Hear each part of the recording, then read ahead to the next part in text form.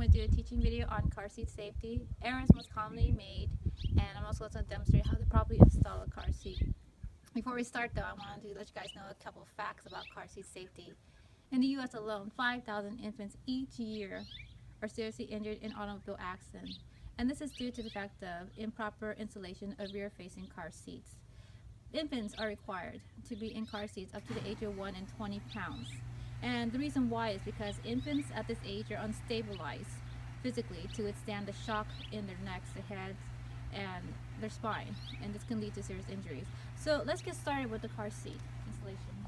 Of course, before starting any car seat installation, it's always a good idea to read the manual. It's specific to each car seat, and there's always instructions on how to install everything in there. It comes a lot of facts and things. Another thing that you need to be very particular about is when purchasing a car seat, you need to check for the expiration date. They're usually in the back of the car seat itself or in the base. So that's something that you have to check. Alright, so here we have a base. And some errors that most common errors people make with these bases is that they're installed on stabilized positions. Bases are required to be at a 45-degree angle, and if it's not at a 45-degree angle, you can always use a towel to put it underneath to try to make it at a 40-degree angle. Some people use pool noodles that they cut. Okay. So now that we understand that error there, another error is that people don't commonly use the latches that it comes with. These latches here are supposed to be used to stabilize the base, and it can be, there's latches, little indicators in your car most of the time that tells you where the latches should be latched in. And on the other side it looks the same way, the latches.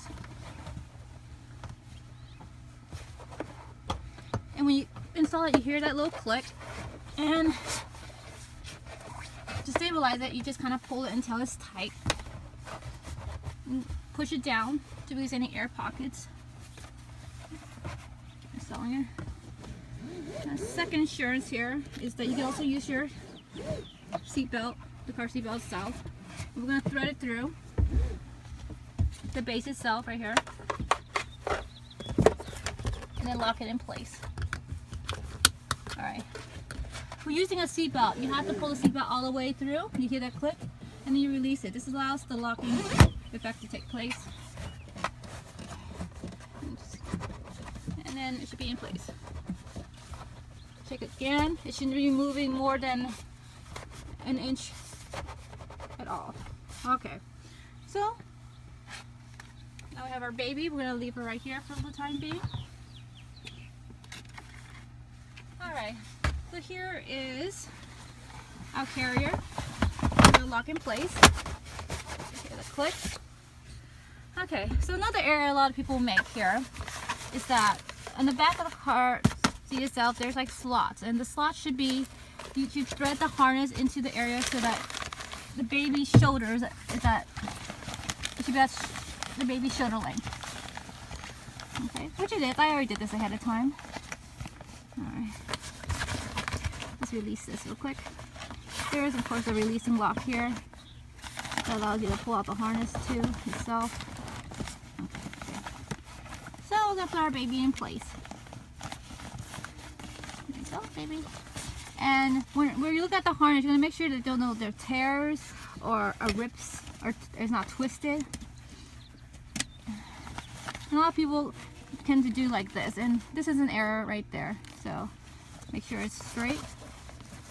And a clipper. Okay. And the chest place should of course be right there at shoulder length also. Right there on the chest to secure the baby. Okay? And then you pull this to secure the baby even more.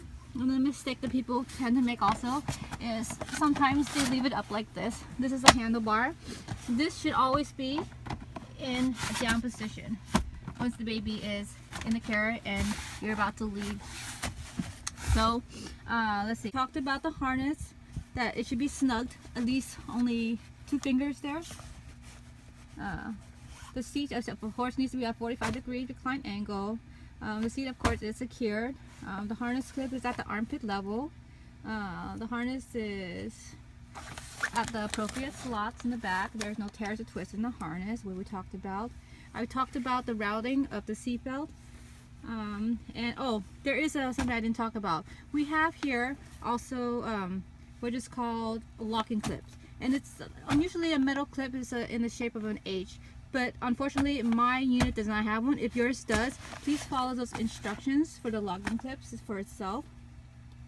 And of course, we always talked about the handle being at a down position. So those are the most common errors people make. And now that you've seen everything, you now understand how to properly install a baby car seat for rear facing infant car seat.